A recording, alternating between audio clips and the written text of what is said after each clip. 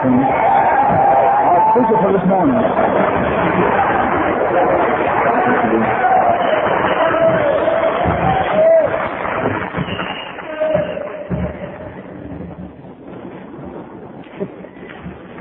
Je suis indépendant. Yo soy un addict. Tenemos Texicanos. Hail Macedonian. No matter how you put it, my name's Bill and I'm an addict.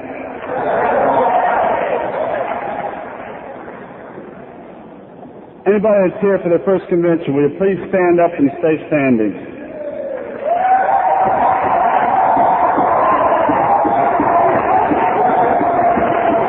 Now, will somebody close by give him a hug?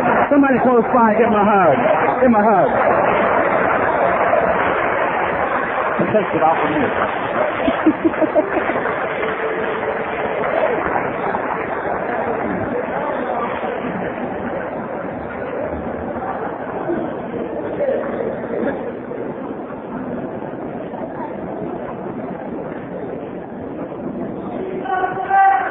And we're glad you're here. We need you in our lives.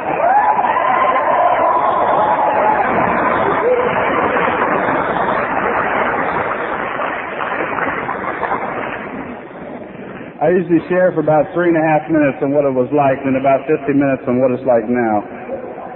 Talk about recovery. I first started using in a whorehouse in Panama Canal in 1965, drugs other than liquid. I got stoned, I got laid, and I caught the clap, and I went downhill for the next 18 years.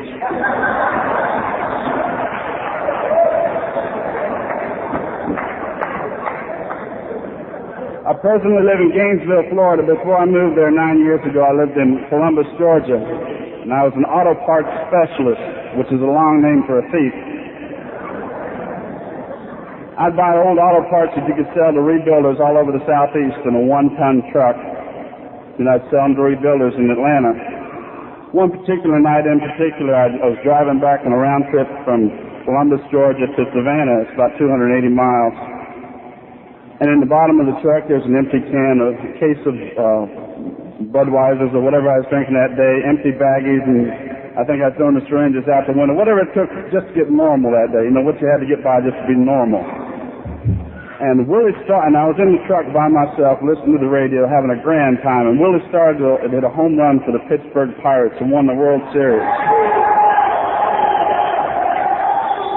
And I'm clapping, raising the hell up in the front of the truck, steering with my knees, just having a ball. And I'm about 4 or 5 blocks from the house, and I tap a guy in the ass with my truck in his brand new car. And there was no big problem, but he called the cops. And this cop showed up, and I used to practice all these things about standing on one leg with my, and then doing all this and picking up a nickel and walking down the white line, and I was pretty good at it, loaded. As I'm sure most of you were, too.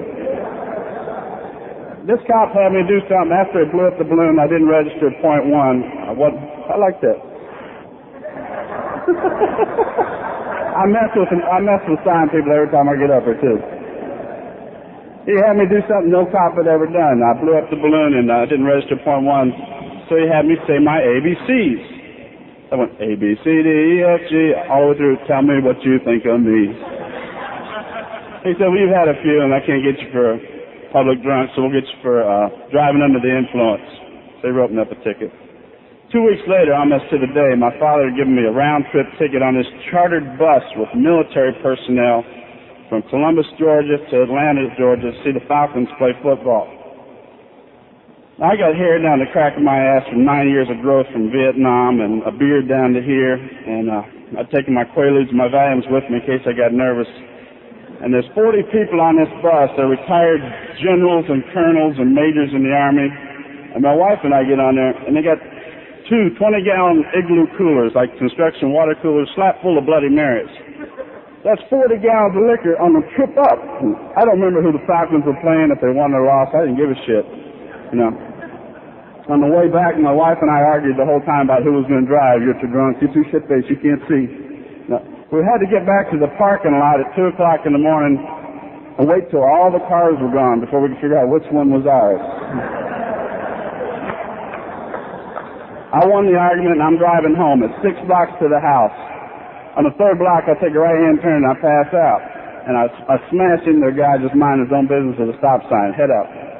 My wife's got enough sense to jump out of the car and walk home 3 blocks. I got my 6-year-old daughter's Mickey Mouse blue plastic wallet in my pocket. It's got my driver's license in it. It's got a sheriff's badge from Arizona I picked up in some scrapyard, God knows where. And the same cop comes. And I look up at him. I finally recognize who it is. And before he says anything, I go, A, B, C, D, E, F, G. All the way through, and I say, tell me what you think of me. He opens up the door, and I fall out on the street. He says, I think you're going to jail. All my life, I kept using. I ended up in front of judges and lawyers and doctors, and they all told me I was crazy, and I would just concur, yeah. And they'd give me more medication or a fine or this and that. I got popped 11 different times. The longest I ever spent in jail was 7 days. I'm going to start in on recovery, and before I start in on recovery, I'd like to have Suzanne from Rhode Island come up and read a paragraph that's real important in my life. Get the book.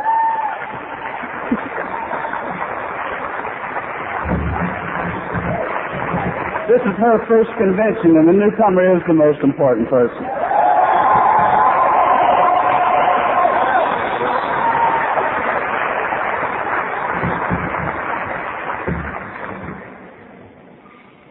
I'm Suzanne, and I'm an addict. Hi, Suzanne. When at the end of the road, we find that we can no longer function as a human being, either with or without drugs, we all face the same dilemma. What is there left to do?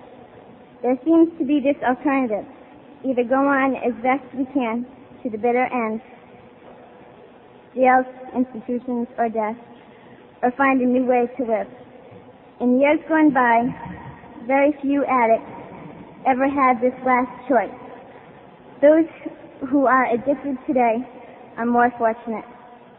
For the first time in man's entire history, a simple way has been proving itself in the lives of many addicts. It is available to us all. This is a simple, spiritual, not religious program known as Narcotics Anonymous.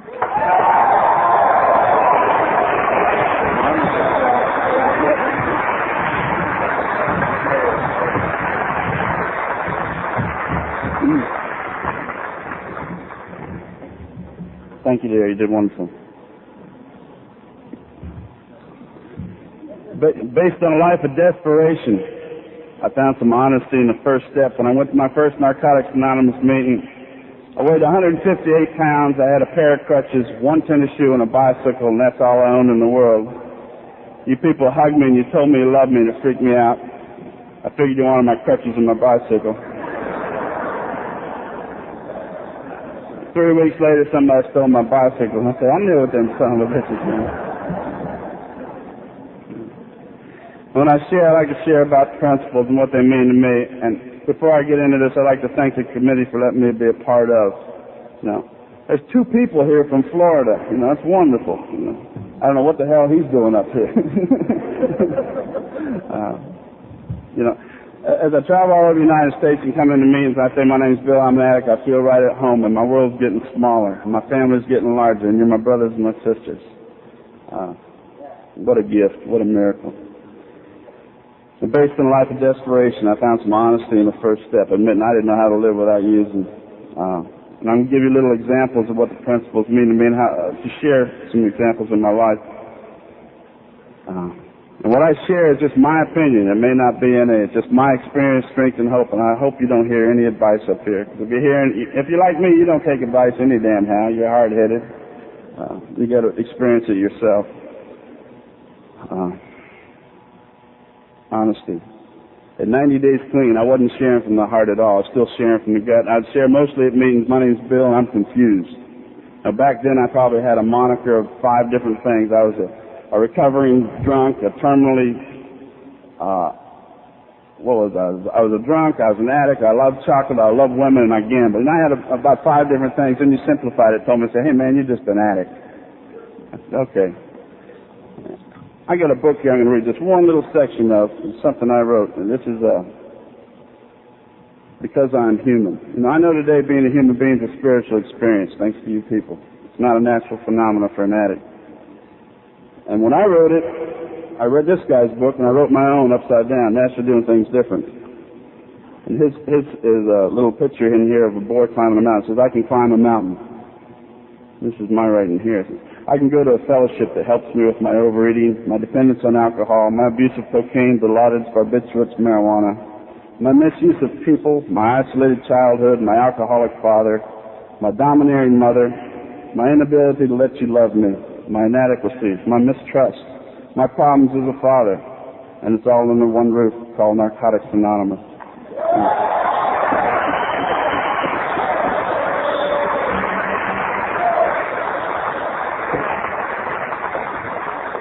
The solutions to all the problems in my life are found here. At 90 days clean, they gave me a red chip, said it was a danger chip. Back then, you got a white one when you came in, and 90 days later, you got a red one. Well, I wasn't sharing from the heart, and I went home that night, and then I was kneeling down with a set of rosary beads in one hand, a sawed-off shotgun with my head in the other hand. I still felt like shooting dope, and I wouldn't tell people at meetings. I knew if I was going to use, I was going to die, so why pay somebody to kill me? I'm going to do it myself. And a phone rings, and I got to lay the shotgun down to pick up the phone, and the woman says, Mr. Bill, how you doing? She's in the program. I said, oh, I'm fine. Everything's wonderful. I had no idea what honesty was about. I got something in Narcotics Anonymous called a sponsor. I'd like to share a little story before I get into that. A woman brings a little fat son to the guru and says, Guru, tell my son to quit eating sugar. It's killing him. And the guru looks at her little fat son and says, come back in 2 weeks. The woman just walks away with the son. They come back in 2 weeks.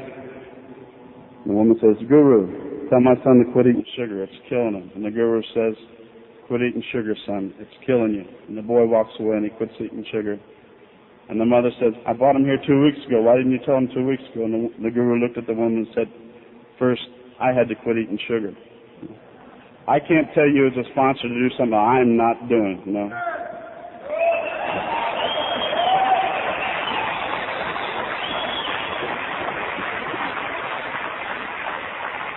I have a sponsor in Narcotics Anonymous.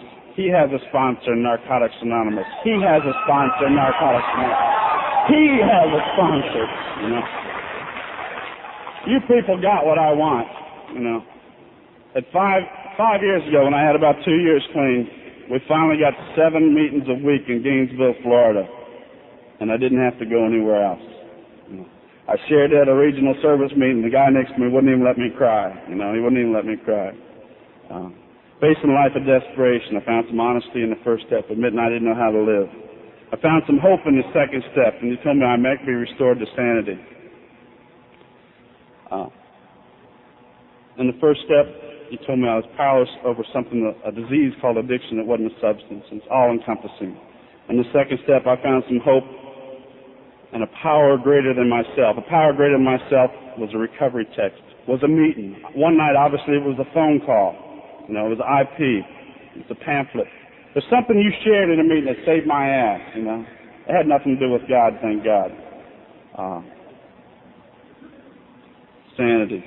3 addicts go moose hunting. They're on a pontoon plane. The pilot lets them down up in northern New York. He says, I'll be back in a week. We got room for 1 moose, you understand? They say, oh yeah, we understand. So the pilot comes back in a week and he lets down on the lake. He looks up on the shore and there's 3 addicts and there's 3 dead moose. The pilot just shakes his head and he goes on in the shore, and the addicts come running down and say, we talked about it, and we're going to give you $600 to take back all 3 moose. And the pilot says, it ain't a question of money. So wait, The addicts get back together and it's in their GSR down. So we're going to give you $900 to carry back all 3 moose. And the pilot says, man, it ain't a question of money. It's a question of weight. We got to get over these trees off this lake. And the pilot sees he's pissing in the wind. So he says, okay, I'll try it for $1,000. So they strap on one pontoon, they strap on a dead carcass of one of the moose. On another pontoon, they strap on the other moose. They stick a carcass in the back seat with 2 addicts, and there's one in the front seat. And he's boogieing this plane, and he gets up off the lake, and he banks it, and it looks like they're going to make it. He's about to get over the last big pine tree out here, and the moose antlers catches in one of the pine trees, and they crash. Well, there's addicts laying all over the ground and carcasses everywhere, and they got broken bones, and Eddie calls over to Jack, and Jack's coming out of a daze, and he says, "Where are we? Where are we?" Eddie looks around and says, "Well, as near as I can tell, about 150 yards further we made it last year." You know. It'll be different this time.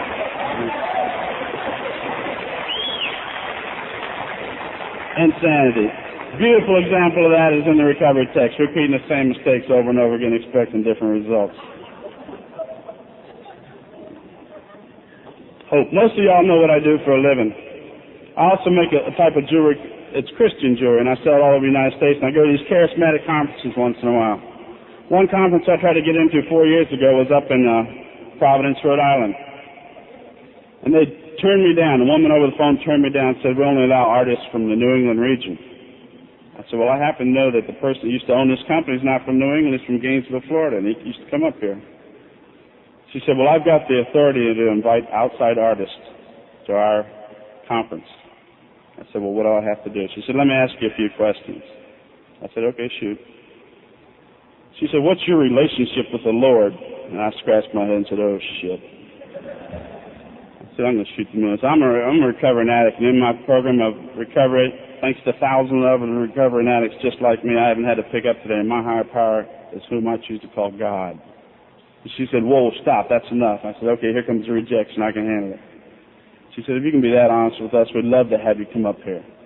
And they let me come up to Providence, Rhode Island, this big charismatic conference. They gave me the keys to their house, the keys to their car. You know, it's a nice little bungalow out in the woods like we used to break in. You know, you lift up the window and you go in, you unplug the dog, and then you steal everything, then you plug the dog back in, you go out, you know, that kind of place. And when I work these shows, I like to wear NA T-shirts. And the people up there hugged me and showed me unconditional love. Because I'd shut down every evening about 7 o'clock and I'd go find the NA meeting. And back then you had to travel a little bit to find the NA meeting. Another show I worked was at the University of Notre Dame. And on Sunday morning, I was wearing my favorite T-shirt. It's a Hug a Miracle T-shirt from the Washington, D.C. World Convention. And the little nuns come up to me on Sunday morning and they said, "Praise the saints, are you a miracle, my son?" I said, "Yes, sister, I'm a miracle." And they hugged me. And they said, "What's so miraculous about you?" And I said, "Sister, I used to shoot dope on a daily basis for 18 years. I no longer have to do it." And she backed up, trying to clean her arms off, getting away from me. Based on a life of desperation, the honesty in the first step, the hope in the second step, I found some faith in the third step. I'm also a recovering Catholic.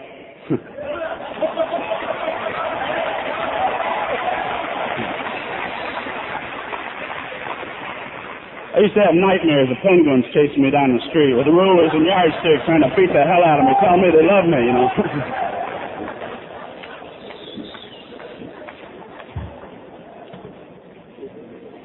In the third step, it says we found a higher power of our own understanding. That's what's neat, the responsibility is back on me. Everybody's always wondering, what's God's will? What's God's will? God's will for me is to grow up, you know, to be responsible. It's real simple. It says we made a decision. I want to talk about God first before I get into decision.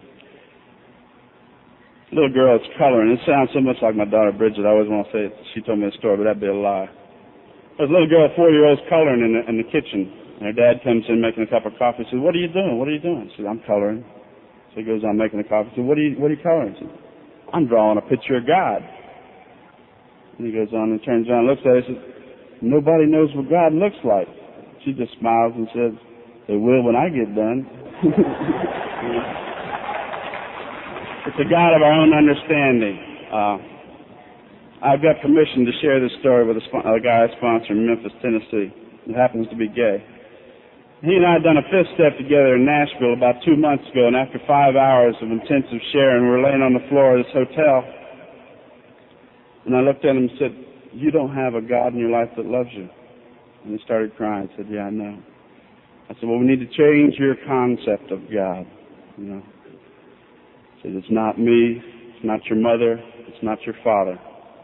What are you comfortable with?" And we both thought for a while, and we came up with we're going to put God in a dress, throw some pearls around in there, put them in high heels, And he said, when I pray, I'm not going to say our Father who art in heaven or our Mother who art in heaven. He's going to say, girlfriend. You know, I will defend his right to have that girlfriend as his higher power till I die. You know, it's up to him.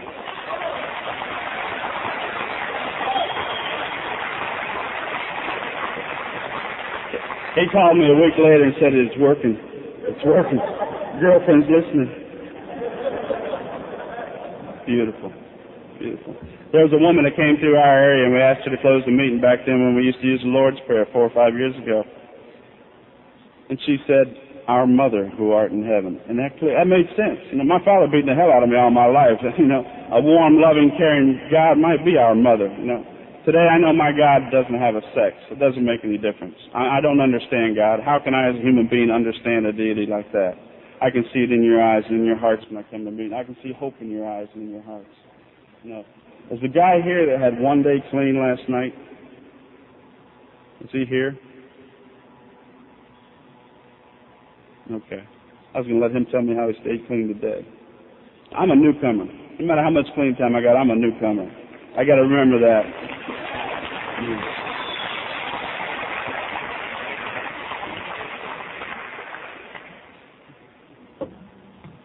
Made a decision in the third step. One of the toughest decisions I had to make.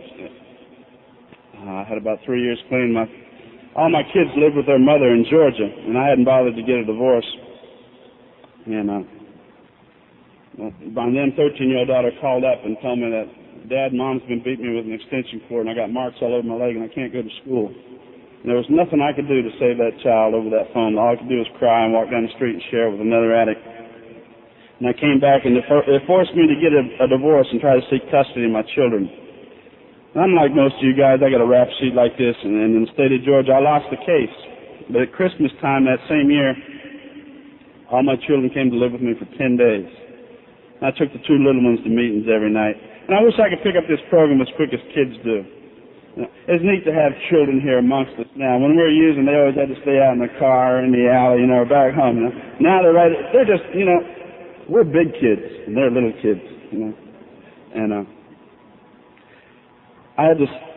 we spent 10 days together at Christmas, and I took the two, my daughter Bridget and my son Jeff, to meetings every night. And I was on one of these fad diets, which I'm still on now, where you don't eat any red meat, you don't eat any sugar, and I was going to have, in 30 days I was going to lose 25 pounds and have any woman in the world just laying at my feet, whichever one I wanted. Pick a color, any color, Ain't happened yet. But I'd go home after meetings at night, and I'd look at that icebox, and my daughter Bridget would say, remember, Dad, just for today, and I'd want to strangle her.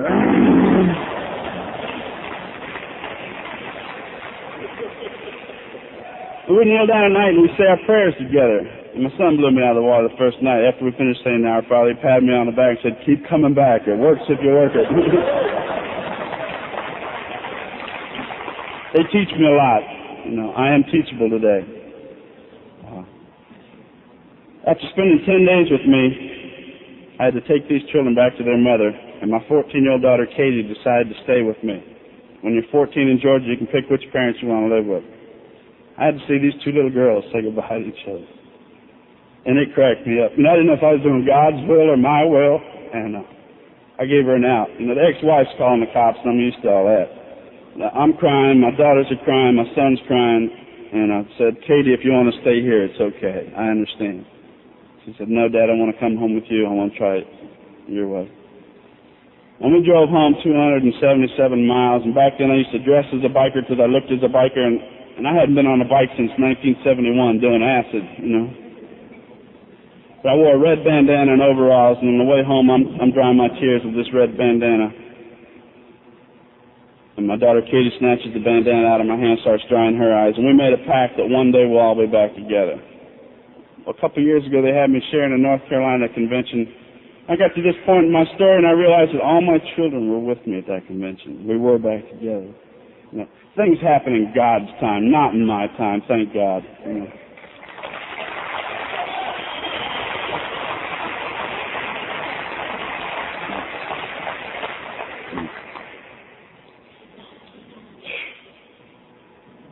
based on a life of desperation. The honesty in the first step, the hope in the second step, the faith in the third step. Found some self-discipline in the fourth step when I had to write my fearless and searching moral inventory. I finally got sponsored about, I think, 2 weeks clean. And he had me sit down and write the steps. It's a miracle. I don't know how sponsors are put in our lives, but they just happen to be there at the right time. Just right on time. And he had me write the steps. He had me read the basic text, take notes on what I read, and I was so screwed up, he made me take notes on my notes. A friend of mine shares we have the attention span of a gnat's ass when we get here, and that was me. You'd bring up a topic at a meeting, and I'd try to think of something real important to say, just blow you out of this chair, Back then we had a real big fellowship of 7 people in Gainesville, Florida, and I was going to impress you people. My arms were black and blue, and I stunk. When I first got to NA, you hugged me and you told me you loved me, and it freaked me out. Women hadn't hugged me for a long time, and I liked it when both women hugged me. Then the men hugged me. I didn't know if they were lighting their loafers or what. But you told me to keep coming back. At the second or third meeting, somebody remembered my name and said, "Hey, Mr. Bill." And I just turned around. I figured he had a subpoena or a warrant. I was getting my ass busted again. But he remembered my name. Self-discipline. My sponsor made me go to meetings and make a game at meetings. He said, "You can't share for the last 5 minutes. You don't know a damn thing about recovery. You just keep your damn mouth shut."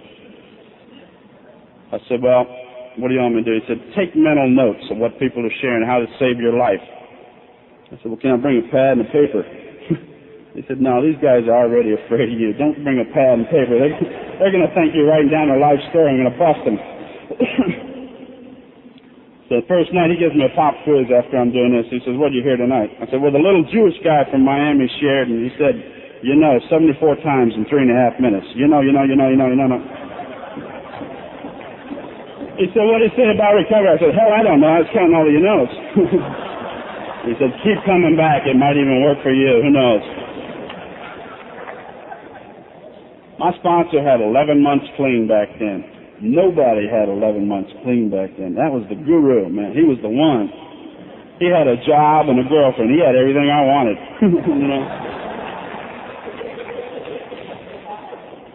And he had patience. Boy, he put up with some shit. I'd come to him with my little old, he used to say, "You pole vault over mouse turds, man. You make a big issue out of everything."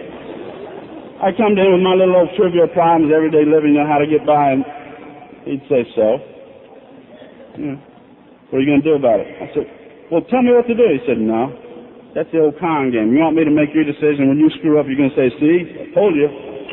You make up your own mind. Time to grow up, kid." Jesus. In the fourth step, he made me write about my resentments. He made me write about my fears. He made me write about the harm I'd done to others. He made me write about my relationships, sexual and otherwise. In the first year I got here, they told me no relationships for a year. Hell, I was too proud to ask people what that meant. I quit masturbating for 6 months. That was the biggest relationship I had when I got here. Finally, I got in the hard way one night. I asked my sponsor. I said, "Is this what this means, Martin?" He says, "No, you sick pup. Keep coming back." I said, "Well, can you give me a hand?"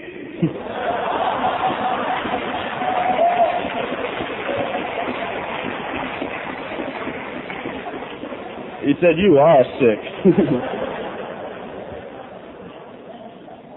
Now, when I got here, I didn't pray, I didn't cry, and I didn't ask for help.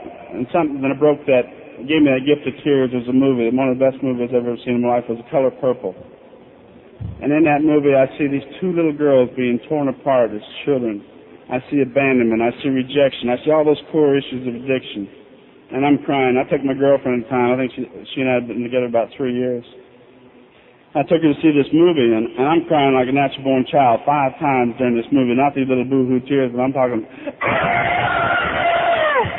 And she kind of moves over and gets the hell out of the way.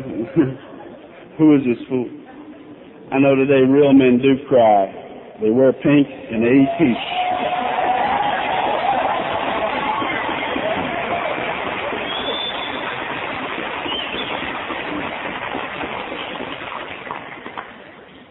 I'm also a Vietnam veteran. I was there in 68, 69, and 70. Took this guy who was on a relapse. He'd come back and had 30 days clean. He'd gotten almost a year and a half.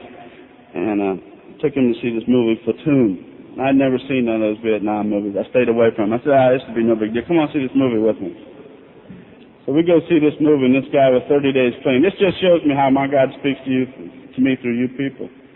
And we go see this movie, and there's this one particular scene in this movie where this guy's been shot in the chest by his own men. He's been shot in the back by the enemy. And he's in this field on his knees, and he's got his arms up in the air, and the chopper's pulling out, and they're leaving him. And you know the sucker's going to die. And in that one scene, I flashed upon the same issues, rejection, abandonment. All of Vietnam flashed in front of me, and I'm bawling my eyes out. And this newcomer of 30 days clean holding my hand. And when I left that movie theater, it was the same as when I came back from Vietnam. One day I'm in the war, the next day I'm in Seattle, Washington, saying, what in the hell were those 3 years all about? And I didn't have a clue. And this guy's holding my hand, and he had enough sense to take me across the street to a coffee shop and talk to me for an hour and a half, and he saved my natural ass. There ain't no doubt in my mind. And he hugged me and said, welcome home, the war's over. Same thing you people did.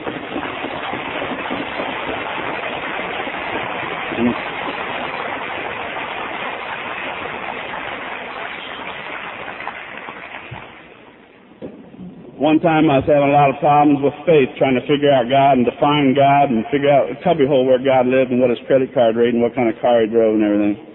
This guy's sponsor was 6 days clean. Says, my higher power never refuses to grant me an interview.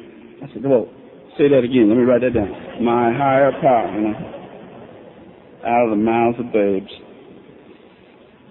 When I wrote about my resentments, resentments always cause anger and hatred. I know today hatred's too powerful an emotion to waste on somebody I don't even like.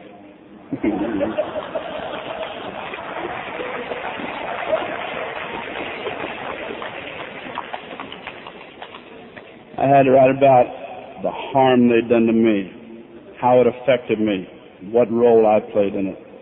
At first I didn't want to do it. My sponsor made me sit down with a legal pad, the infamous legal pad. We're all lawyers.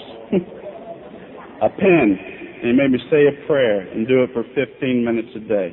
Because he knew I'd get obsessed and compulsive about it in 15 minutes. I ended up writing on resentments, and I didn't think I had very many. I wrote 47 pages about resentments. I remembered 41 names alone from Vietnam. Slow down, no running the pool. And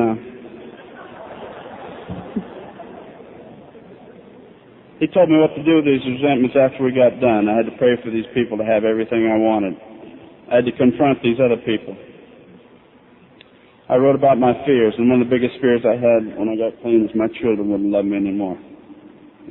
At 2 years clean, I was coming home from work one day and saw a little red dog, looked like a wolverine, in this fenced-in yard. And he'd been there for 4 days. The people dragged up for a long weekend. They just left him there. No water, no food. I did the same thing you would have done. I picked up that dog 2 houses from my house and took it home. Butcher's got 5 years clean now.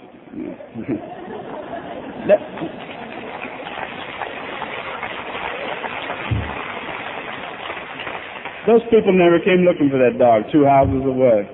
I went to a meeting that night, and I shared that I stole this dog, and my home group understood that I loved myself enough where I could love something else, finally. And they said, welcome home.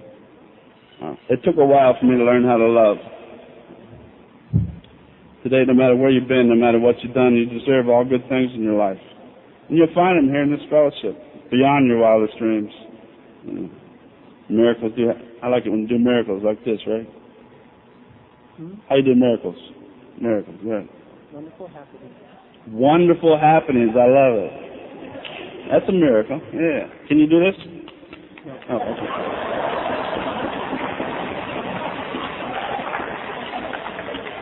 I wasn't paying attention either. What did you do when I said masturbation? Oh.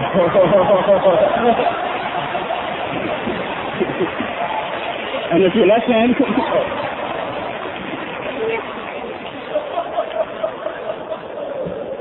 You're a liar. Huh? I guess you're a liar.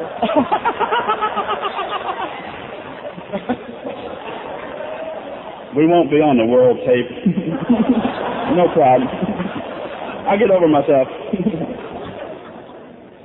I wrote about my fears, my resentments, the harm I'd done to others. And then I shared it in a fifth step. And fifth step to me takes courage. I shared it with my sponsor, and he's sitting on the couch for 4.5 hours listening to me share. He's kind of hewing and hawing at the end. I said, damn, Martin, have I done something wrong? You know, I've told you about people I killed, houses I burned down, and all the atrocities I've done to myself, my family, my in-laws, my outlaws, everywhere I've been. It's been like a hurricane behind me. He said, no, you're about normal. I said, normal? He said, yeah, you're an addict, aren't you? I said, yeah. He said, well, you're about normal for an addict. And he shared some of his fifth step with me. I said, man, you're sick. He said, yeah, so are you, and that's why we're here. I found some trust in the fifth step besides that courage. I let somebody know who I was, and he didn't laugh at me. He hugged me, and he told me he loved me. You guys have never laughed at me. You've laughed with me, you know. I can get up here and tell my story, and I'm telling your story. It's the same basic thing. We go from desperation to love, you know. We go from feeling like we're nothing to realize we're human beings, you know. We got some self-esteem in this fellowship. And sitting out here, we are so talented. We got plumbers, we got lawyers, we got doctors, we got nurses, we got teachers. Now, we ain't in jail no more, man. What a miracle. We aren't an institution, you know. They labeled us schizophrenic crazy, so we'd never be able to tie our shoes, you know. For a long time I believed them. But thanks to this fellowship, all things are possible. There's no limit to the amount of love in here. You can just feel it. And when you say miracle, I used to do a children's meditation where you put your hands up like this and you stare into the other person's eyes and you touch fingers. You don't say anything. You just breathe in good thoughts about the other person. And they're your friends from then on. We're living, breathing miracles. What did we hear the first night? I am. You don't remember what it was either. Inactive, something about a miracle. I don't know. I wrote down I am that. Inspirationally activated miracle. I am. Yeah, I love it. And the courage in the fifth step. Based on a life of desperation, the honesty, the hope, the faith, the discipline, and the courage. I found some willingness in the sixth step. I wrote down all my defects of character, and on the opposite side of that, I wrote down the assets. You know, as addicts, we're prone to focus on the negative. We don't like to focus. You know, it's familiar. It's like Michael Jackson's glove. It's real mushy and pliable, and it feels and looks like shit. You know? But out of that shit comes flowers. You know, fertilizer. We got to focus on positive things. And I like to do positive affirmations in my life today, and they work. They blow me away. They really do. I was having a lot of problems with relationships at one time. Hell, all the time. And I started doing this, saying every day, I, Bill, deserve loving relationships. I'd say that 40 times a day. And women started calling me up from all over the United States. I quit doing it. It freaked me out so much. I put the thing away, man. It's working too good. You know. Biggest defect of character I have since I've been clean is lust. You know. Once you women clean up, you're some of the foxiest ladies in the world. I swear to God. You definitely got everything I want. And when you men clean up, you're no longer competition for me. You're my brothers. You know. I went to my first convention. I had a year and a half clean in Tampa, Florida. And this big hairy biker from Kentucky come up and he hugged me and he kissed me on the lips. And I went, no, I ain't going to take that. And I kissed him right back. You know. He didn't stimulate me sexually, but I got his phone number. Today I know men do hug, and we do touch, and we do feel. And something I want to jump back to the fourth step. I read a lot of children's books now. I'm 41 years old, and I can finally read children's books and understand what the hell they mean. You know, one of my favorite ones is the Velveteen Rabbit. You know, it's about that little bitty rabbit. This rabbit finally becomes real when his child takes it to bed every night and loves it. You know, loves it, and it becomes real. And that's what happens to us here. We finally become real when we get in here and we love each other. A lot of people say they're real happy to be here. Well, I'm happy I can be real here. You know, finally got a place I can be real. You know, and it's okay. Another one I read to grown men. It's a little child's book that says there's a monster in my closet. And so a little bitty kid about 4 years old, and he goes to bed every night with a Davy Crockett coonskin cap with a raccoon tail and a little old pop gun. And he knows there's a monster in that closet, like we all got monsters in our fourth step, right? And he doesn't know what to do about this damn monster in the closet. And he finally figures out what to do. And he jumps up out of bed one night with that pop gun and he eases around. Sure enough, there's this big purple-headed monster there. And he got big old warts and scars, you know, and shooting in the neck or what. I don't know. Take that back. But he knows that, he sees that monster, and he finally knows what to do, and he puts that pop gun on that monster, and he makes that monster get in bed with it. And the monster becomes his friend. When I tell you my secrets, they wither in the sunlight. I no longer have anything to be afraid of. Because your life is basically just like mine. When I share, a lot of women coming up after I share, and they tell me about their incest issues and things like that, all those secrets in their closet. I gently try to steer them back to their sponsor. I said, you can tell me, you can tell her. A lot of the men will come up and share about being sodomized in jail and doing all these other things and being beaten as a child. The way I see women make it in special cities around the United States like Columbus, Ohio, and Nashville and Atlanta is by sticking with the women. You know, women make it with the women, and the men make it with the men. You know, we're going to find a temporary fix in each other's drawers, but it ain't going to last long. About 5 years ago, I was down in West Palm Beach, and I came to this retreat, and my relationship was on the rocks. Things weren't going good, and I was going down there to see how many notches I can put on my gun, old gunslinger, right? I went down there, and this woman sharing at this midnight meeting, about 6'2", blonde, beautiful woman from Kentucky, sharing. Every time a man tells me I'm beautiful, I feel like I ought to go to bed with him. And something popped up here for the first time. I said, they got feelings. They're real. Now, that night you became my sisters. I haven't found it necessary to use a woman like a drug since I've been clean. And I've never gone to bed with a woman that had less than a year clean. I won't do that. I will not compromise that principle.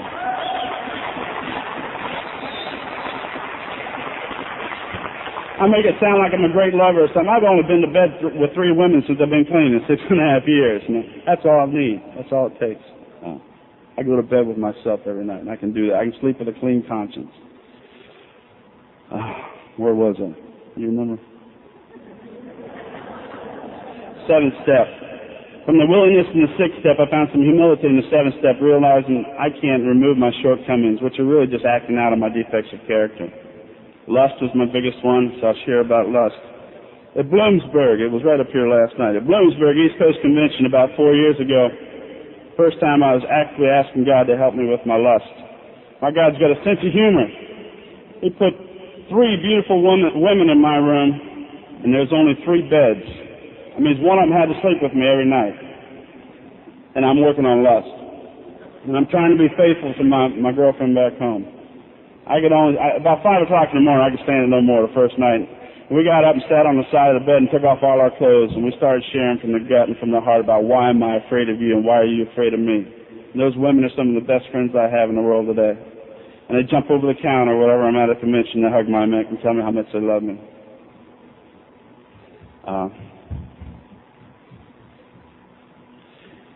Humility. When I had to leave, when my first sponsor left town, I had to find another sponsor. This is 6 years ago. A little over 6 years, a little less than 6 years, some time ago. And I had to find another sponsor, and I was on the 8th step with my first sponsor. And I went around, and I prayed about it, and I asked about it, and I wrote about it, and I found another sponsor. My sponsor, the guy that has to be my sponsor, said, well, you got to go back to the first step. I said, well, wait a minute, you don't know who I am. I started these 6 meetings here and these 3 prison meetings here, and we got a fellowship of 93 people coming to meetings now because of. I said, wait a minute, it ain't because of me, and I didn't do. I used to shoot dope in the bathroom at the AA meetings, and I was sober. And I finally asked these people for help, and they lovingly did the best thing they could do. They steered me to these other people they called deranged that started another meeting called Narcotics Anonymous, and there was 5 people. And they asked me to leave, and that's the most loving thing they could do. And I realized I was violating their traditions by being there, you know, because I'm an addict. That ain't the substance. And it works. This program works.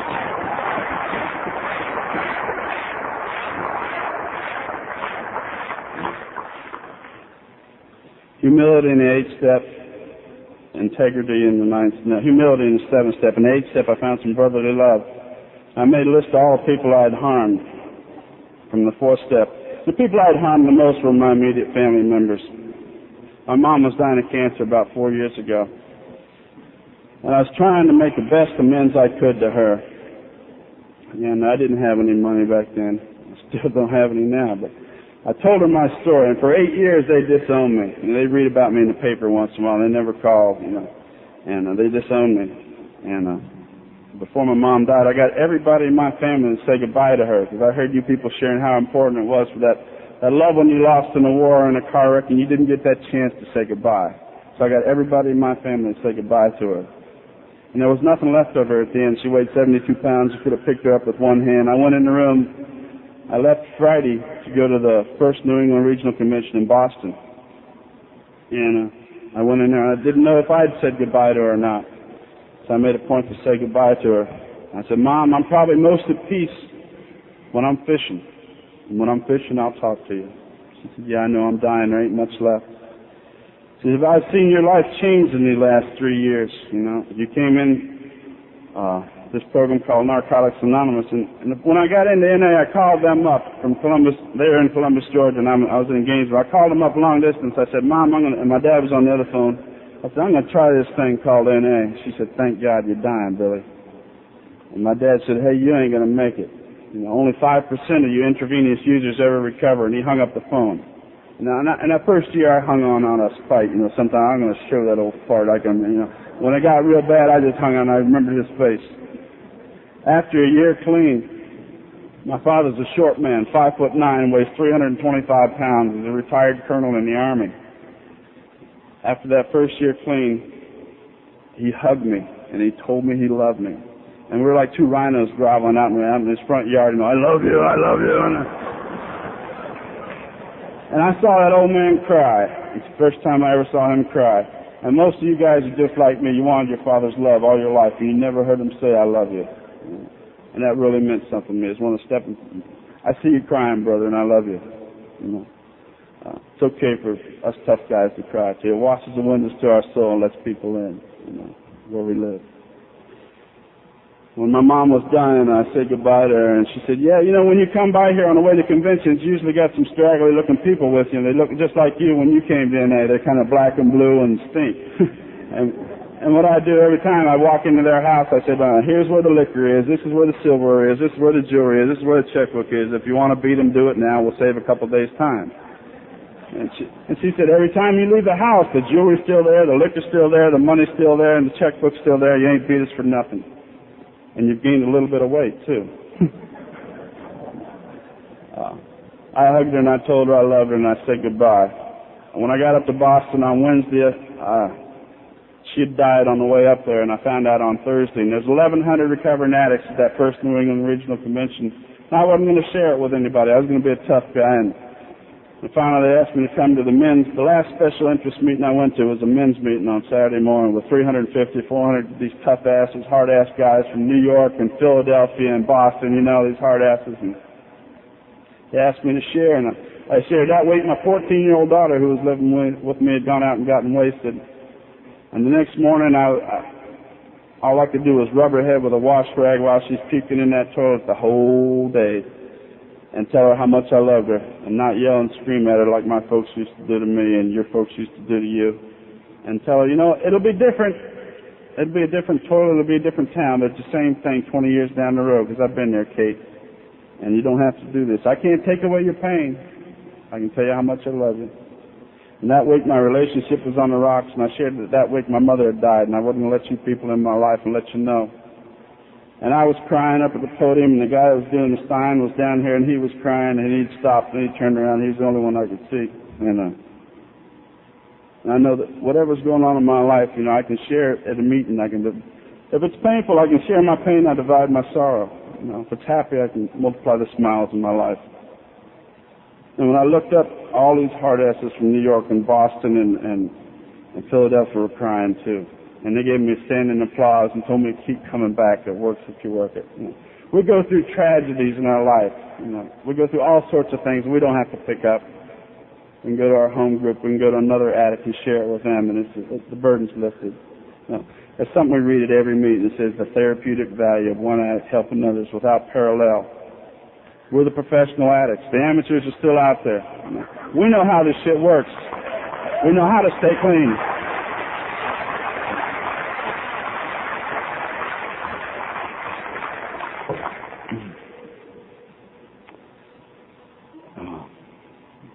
Another amendment I got a chance to make was in '67, before I went in the Army, I was flipping hamburgers for a guy in Columbia, South Carolina. He was paying me 95 cents an hour, and I didn't figure it was enough money. So I stick $2 in the till, and I stick $1 in my pocket. And this old man was giving me room and board for $40 a month, and I'm ripping him off. Charging me room and board $40 a month. And I got a chance about 3 years ago to go down there and make amends to him. And I just come in from a convention, and I'm in the back room. And he's living with his son, who I went to high school with, I went to Vietnam with, and the old man can't hear. He's hard of hearing. I'm back there trying to make these amends. Every time I go make amends, my little asshole puckers up, and I go and I say a prayer and I do what I'm supposed to do. And they never come out like I think they're going to come out. I go in there to make these amends. I said, he can't hear. I'm yelling. I said, Deke, back in '67 I used to flip hamburgers for you, and I beat you out of a few dollars. And I'm reeling off these 20s, and I'm putting them on the coffee table. He said, you was a good old boy till you started using them drugs. He looked down at the coffee table and said, and that ain't all the money either, Bubba.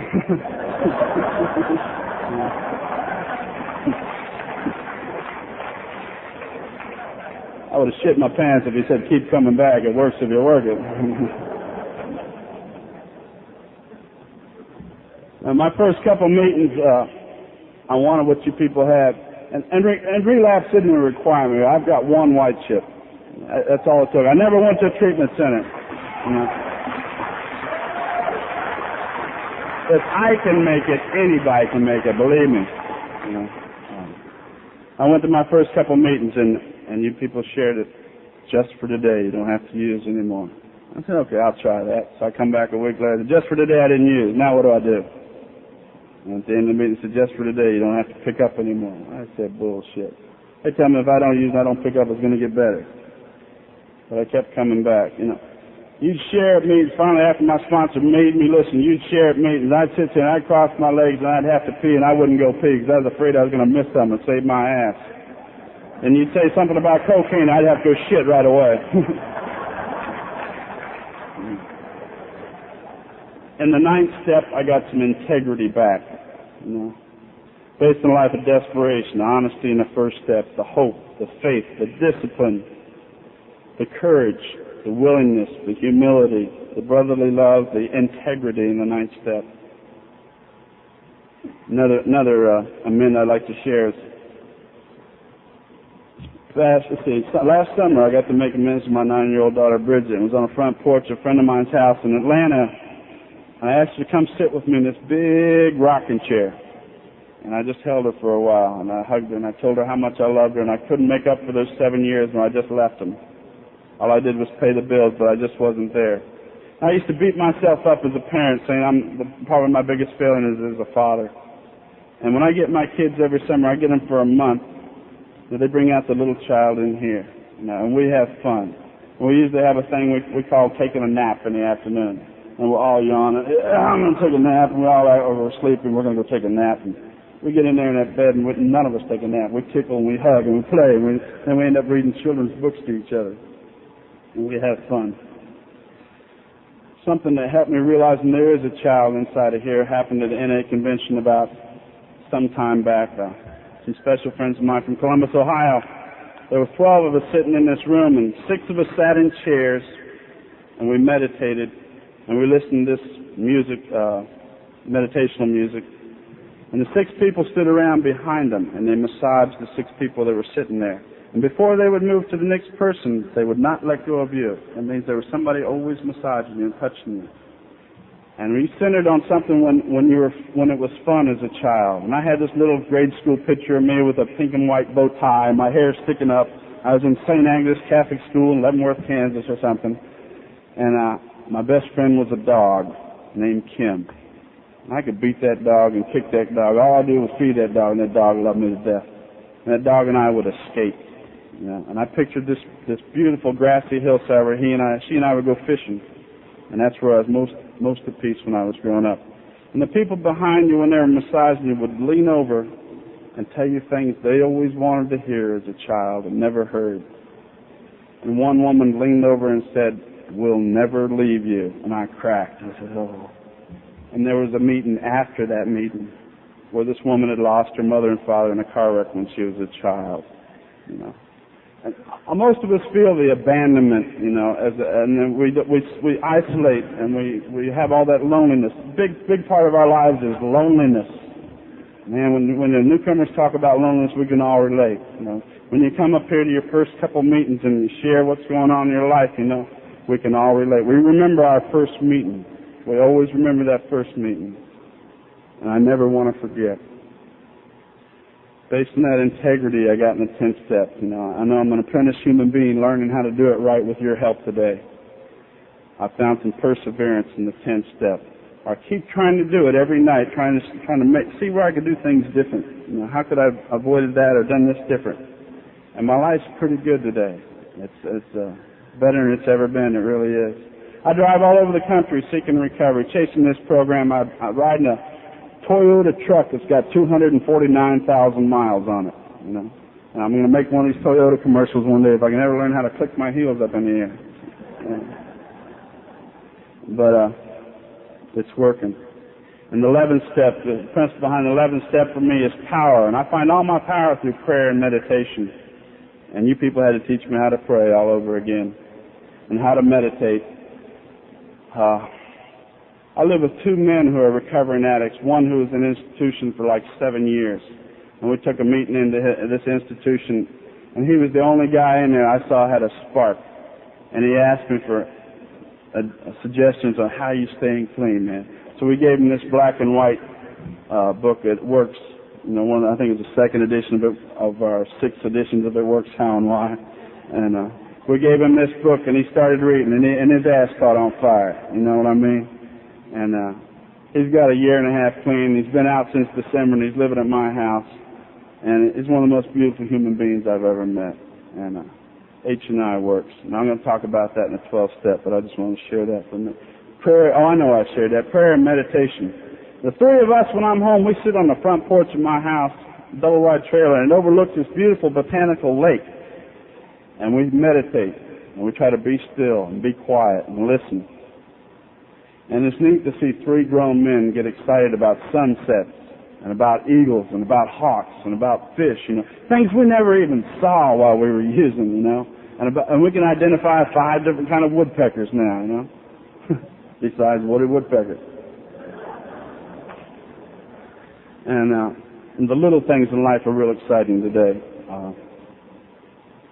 From that meditation, the prayer, the power in my life comes from that. And I guess the 12th step, which is service.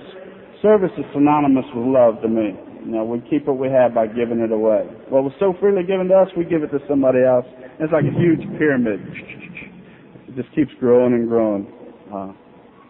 This year we're going to have a World Convention in Florida.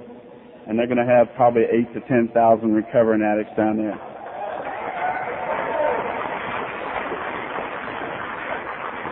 And if you have a chance, please come on down. You can stay at Ken's house. I can sit in a World Convention in the lobby for 5 days and just hug people and have a wonderful time. You know, I don't get to see you people enough. You know, you mean that much to me. Synonymous with love. There's a lot of exciting things going on in NA today. And one of them I'd like to touch on, the way we give it away is through our subcommittees, through H&I, through PI, through literature. And a lot of things are going on in literature today. And we're just about on the verge of having our own meditational book, you know, NA, written by addicts, for addicts.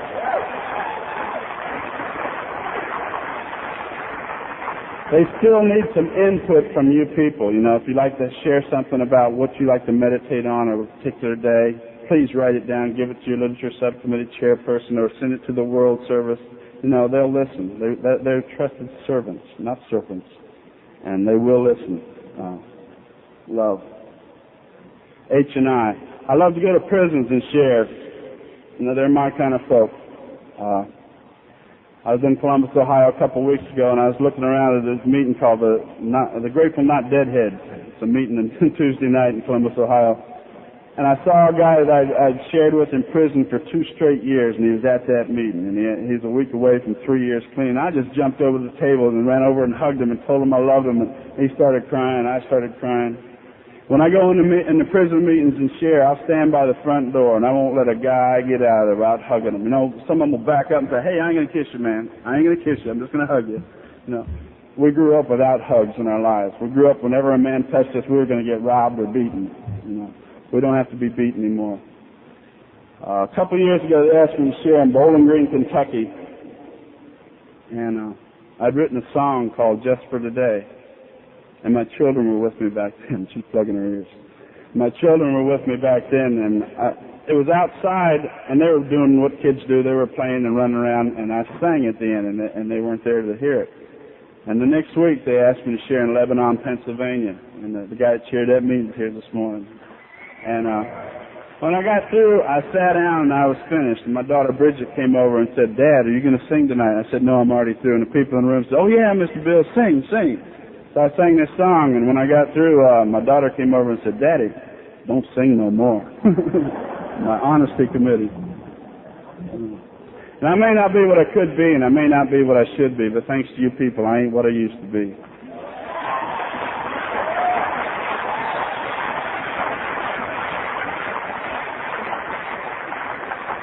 I'm going to ask some more people to stand. Now, I don't do this to embarrass you just because I want to give you a hug or people around you need to give you a hug. Who's in their first 30 days of being clean? Please stand up. Please hug them. Please somebody hug them. Oh, man. That's cute.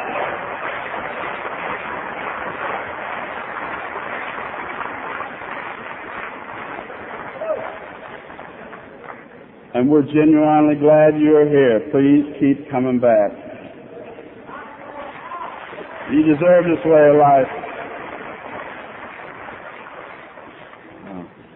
This has been a beautiful convention. Seems like every East Coast convention you go to, you got to walk a while. Then after the first day, you realize where you can park your car. And then the third day, we all get towed away. It'll be different this time.